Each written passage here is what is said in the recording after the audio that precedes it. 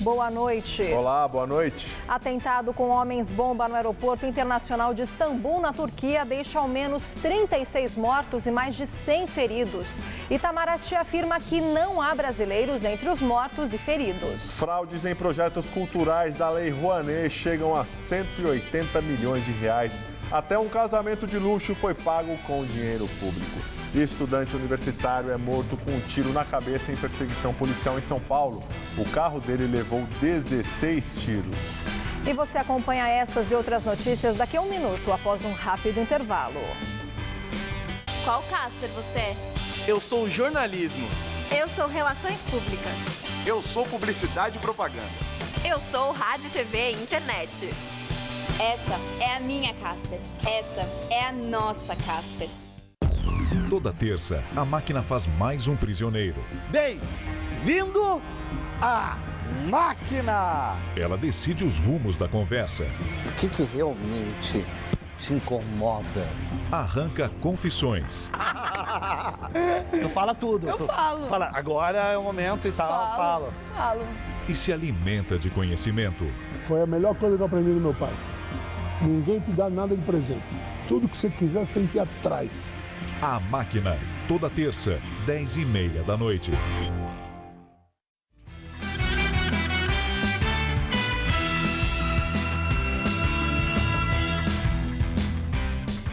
Explosões no aeroporto internacional de Istambul, na Turquia, deixam ao menos 36 mortos e mais de 100 feridos.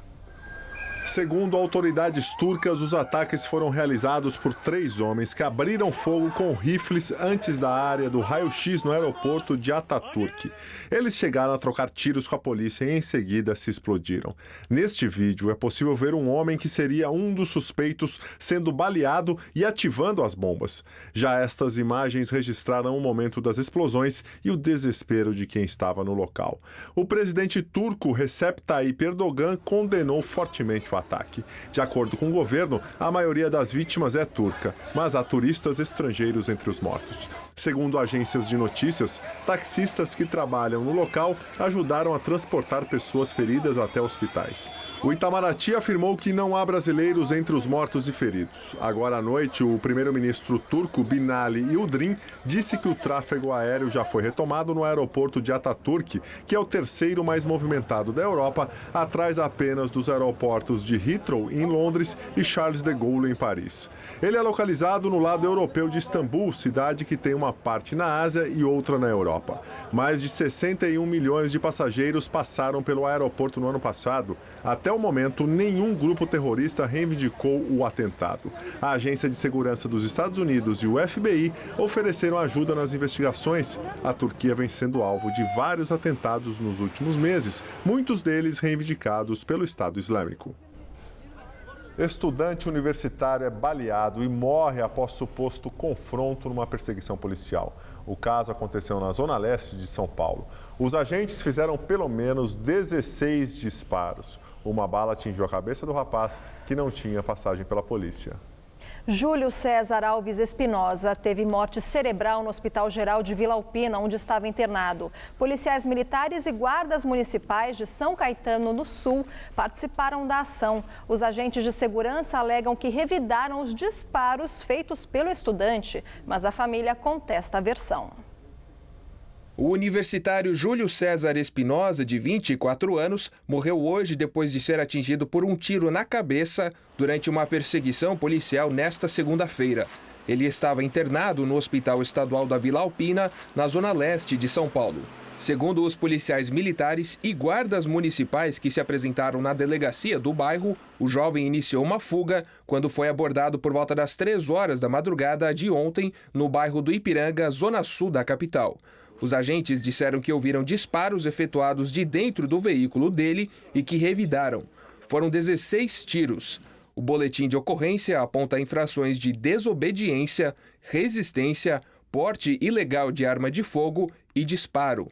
O caso foi registrado como homicídio simples em decorrência de intervenção policial. Os familiares do jovem passaram a manhã aqui no Hospital Estadual da Vila Alpina.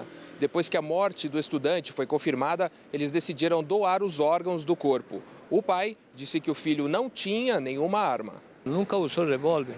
Isso eu garanto, nunca usou revólver, não tem revólver.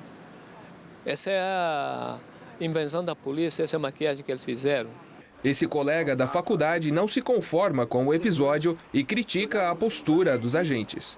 Nós precisamos nos mobilizar para que pelo menos os agentes do Estado não matem mais.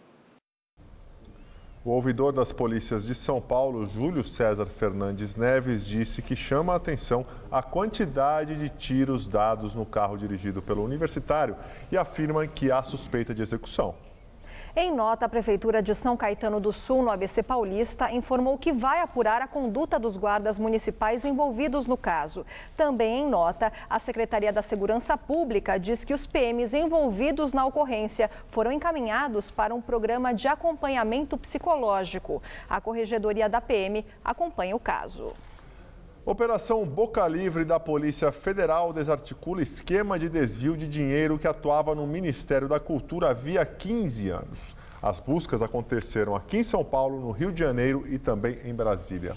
E olha só, pelo menos 180 milhões de reais foram desviados por meio da Lei Rouanet de incentivo à cultura. O dinheiro foi usado até na realização de um casamento. Era para ser uma apresentação pública de uma orquestra. Mas o dinheiro do governo, segundo a Polícia Federal, foi usado para pagar as despesas deste casamento refinado na praia de Jurerê Internacional, em Florianópolis, Santa Catarina. O noivo, Felipe, é filho dos produtores culturais Antônio Carlos Bellini Amorim e Tânia Guetas, presos hoje na Operação Boca Livre. Além do casal e dos 2 filhos, outras 10 pessoas também foram presas, todas suspeitas de participarem deste e de outros desvios do Ministério da Cultura. Eles são ligados à produtora Bellini Cultural, que atua há 20 anos no mercado. A empresa aparece como principal operadora do esquema. Segundo a investigação, o grupo Bellini Cultural conseguiu aprovar mais de 250 projetos com indícios de fraudes, o que corresponde a uma liberação de 180 milhões de reais pela Lei Rouanet. Os desvios ocorriam de diversas formas: superfaturamento, notas fiscais falsas, projetos duplicados. Para a Polícia Federal, houve no mínimo uma falha de fiscalização por parte do Ministério da Cultura. Os desvios teriam começado em 2001, durante o governo Fernando Henrique Cardoso. A Lei Rouanet foi criada há 25 anos e permite que uma empresa ou pessoa física financie projetos culturais aprovados pelo Ministério da Cultura. Como compensação, esse valor pode ser descontado do imposto de renda. Hoje cedo, o ministro da Justiça defendeu a Lei Rouanet. O problema não é a Lei Rouanet, o problema é o desvio que foi feito para a utilização da Lei Rouanet. Na verdade, seja pequeno projeto, grande projeto, que cumpra o que a legislação determina, não deve ter medo. Quem cumpre a lei não precisa ter medo de receber às 6 horas da manhã a Polícia Federal na sua porta. Na produtora Bellini Cultural, ninguém foi encontrado para falar sobre o assunto e o site da empresa está fora do ar. E agora à noite, o ministro da Cultura, Marcelo Caleiro, falou sobre o esquema descoberto pela Operação Boca Livre. Ele negou falta de fiscalização, mas prometeu atualizar os parâmetros da Lei Rouanet, lançando uma portaria em parceria com o Ministério da Justiça. Eu já conversei pessoalmente com o ministro da Justiça aqui em São Paulo hoje. Nós já estamos, à luz dessa investigação, inclusive, eu acho que ela serve de marco para que a gente possa aprimorar ainda mais esses mecanismos de auditoria, de apuração da Lei Rouanet, e nós trabalharemos em conjunto com o Ministério da Justiça justamente nesse sentido. Nós não podemos, com isso, considerar que o mecanismo de incentivo via Lei Rouanet como um todo precisa ser descartado. Nós não podemos, baseado nesses bandidos que estão utilizando a Lei Rouanet de maneira criminosa, considerar que haja uma criminalização no geral. Nós precisamos lembrar que a Lei Rouanet, ela hoje patrocina cerca de mais de 3 mil projetos. A comissão do impeachment ouviu hoje mais 4 testemunhas de defesa da presidente afastada Dilma Rousseff. Ao todo, a defesa convocou 40 testemunhas. Esta fase de depoimentos deve terminar amanhã. A primeira a falar foi a ex-secretária executiva do Ministério do Desenvolvimento Agrário, Maria Fernanda Coelho. Ela seria ouvida ontem, mas o depoimento foi cancelado após queda de energia no Congresso Nacional. Os senadores também ouviram o ex-ministro Aldo Rebelo, do PCdoB.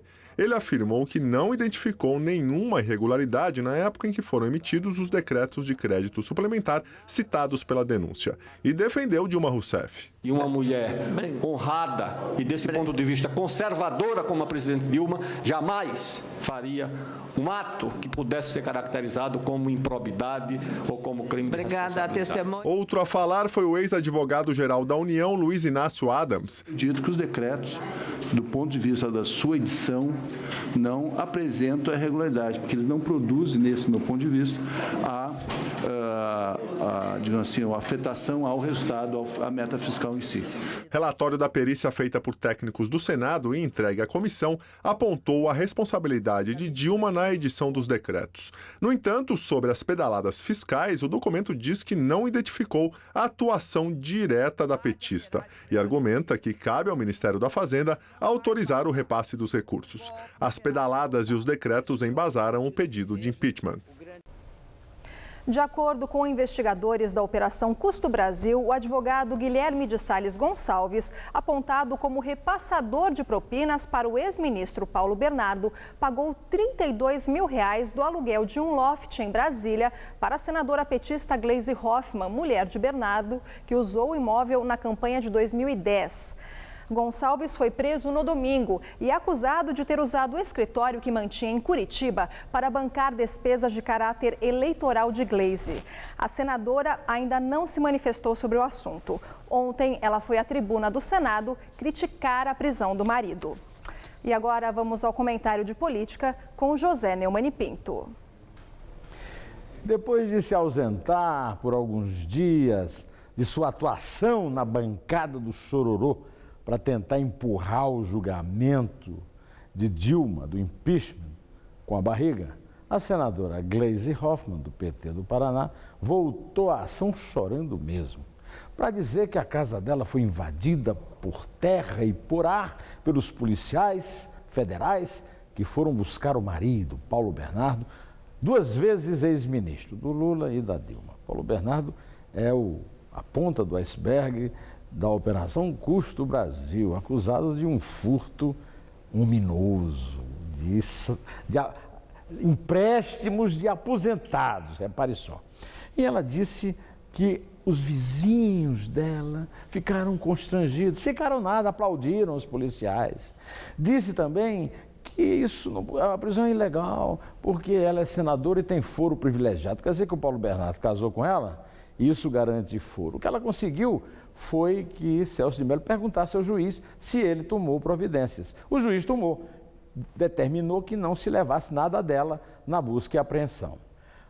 E manteve a prisão do Paulo Bernardo. Ou seja, a churumela da Gleisi, o nhenhenhen da senadora do Chororô, foi esmagado pelos fatos.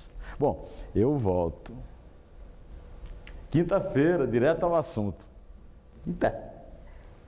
Ministério Público Federal faz nova denúncia contra o ex-ministro José Dirceu na Operação Lava Jato. Também foram denunciados o ex-diretor de serviços da Petrobras, Renato Duque, e outras 5 pessoas. Eles são acusados de receber propina de empresas de tubos fornecedores da Petrobras. Os 2 negam. Dirceu e Duque já foram condenados na Lava Jato a mais de 20 anos de prisão cada um. Atualmente, eles cumprem pena no Paraná. Conselho de Ética da Câmara dos Deputados instaura processo contra Jair Bolsonaro, do PSC. O Conselho abriu processo para apurar se Bolsonaro quebrou o decoro parlamentar ao reverenciar o coronel Carlos Alberto Brilhante Ustra durante a votação do pedido de impeachment da presidente Dilma Rousseff em abril. Ustra era um dos mais temidos torturadores da ditadura e, inclusive, torturou Dilma. A representação foi apresentada pelo PV ainda em abril, mas só foi analisada agora, pois o processo contra Eduardo Cunha trancava a pauta no Conselho de Ética. Segundo o PV, o ato de Bolsonaro Bolsonaro constituiu uma verdadeira apologia ao crime de tortura e é um atentado contra os direitos humanos e um desrespeito àqueles que foram torturados no período da ditadura militar. A eventual punição a Bolsonaro pode ir de uma advertência à cassação do mandato. Em nota, ele alega que a abertura do processo não deve resultar em sanção e que ele estava proferindo apenas uma opinião ao falar de Ustra. A CPI da Merenda de São Paulo já tem relator. Dos 9 integrantes da comissão, 8 são da base aliada do governo Alckmin. O deputado Estevão Galvão, do DEM, foi escolhido pelo presidente da CPI como relator, o que mantém nas mãos da base governista a liderança da comissão. A reação veio dos estudantes que lotaram a plateia. Estudantes unidos, devolvem pra caramba! Estudantes unidos, devolvem pra caramba! O presidente é do PSDB, Marcos Zerbini, e o vice, Adilson Rossi, do PSB, partidos da base do governo Alckmin. Dos 9 membros da comissão, a oposição só conseguiu indicar um representante, que queria ser o relator por acordo partidário. Uma demonstração de como será a intenção desses membros da CPI, impedir que a investigação se aprofunde e que possa apurar tudo aquilo que envolve a Secretaria Estadual da Educação, que envolve o governo Alckmin. Os deputados aprovaram o pedido de informações à polícia e ao Ministério Público sobre os autos do processo da Operação Alba Branca. Segundo o presidente da comissão, só depois que os documentos chegarem é que os envolvidos começam a ser convocados para depor.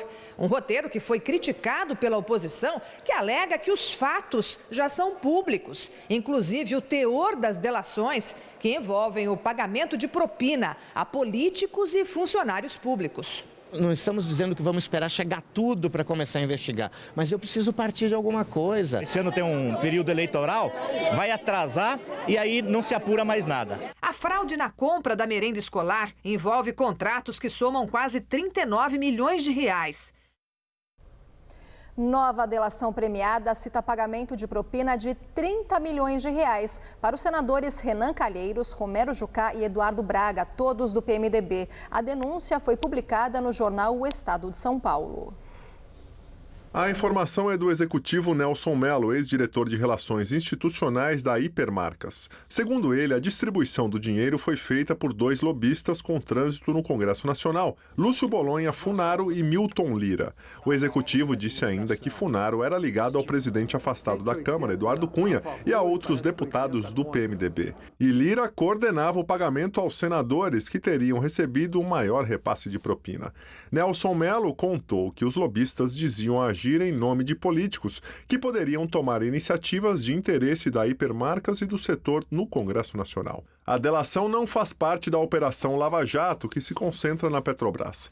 A Procuradoria-Geral da República vai pedir ao Supremo Tribunal Federal investigação sobre essas novas revelações envolvendo lideranças PMDBistas. Renan e Jucá já são investigados na Lava Jato e na Operação Zelotes, que apura corrupção na edição de medidas provisórias em favor do setor automotivo. Eles são acusados de receber propina. Já Eduardo Braga, ministro de Minas e Energia do governo Dilma e hoje senador, foi citado nas delações de ex-executivos ligados à empreiteira Andrade Gutierrez. Ele é apontado como destinatário de propina em obras do Amazonas e em licitações relacionadas à Copa do Mundo.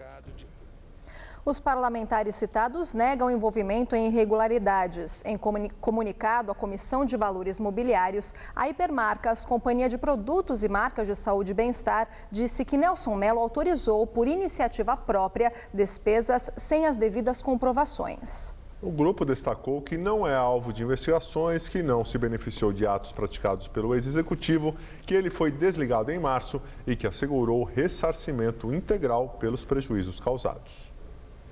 Na segunda reportagem especial sobre mortes nas ruas de São Paulo, vamos mostrar o que acontece com essas pessoas e como as famílias podem encontrar um parente, mesmo que ele tenha sido enterrado sem identificação.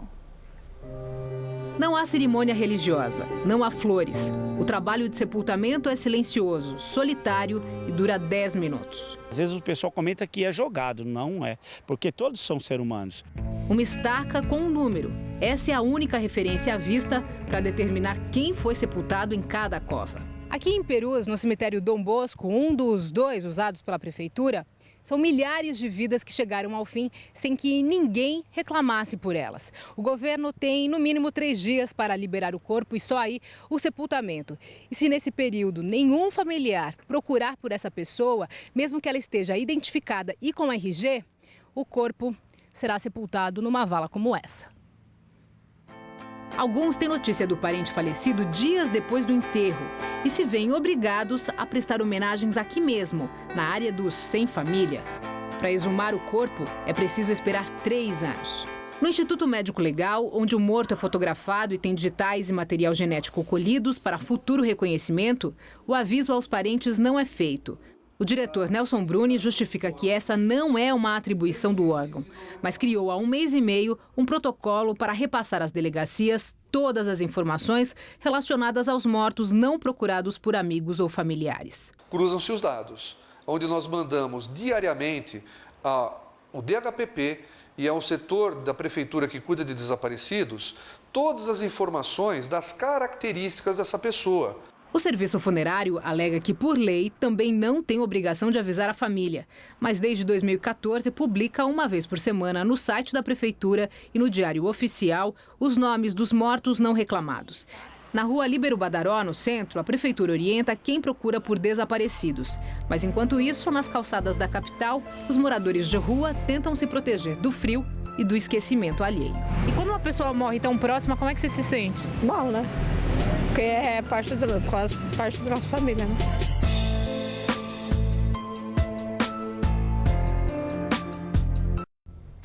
Bem, nós ficamos por aqui. Lembrando que a edição de hoje pode ser vista no site do Jornal da Gazeta. Uma boa noite para você. Muito obrigado pela companhia. Boa noite, Lu. Vocês ficam agora com a máquina, com o Fabrício Capinejar. A gente se vê amanhã. Até lá.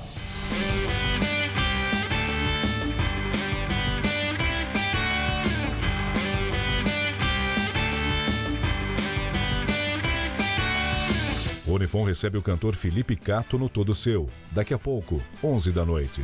Assista agora A Máquina.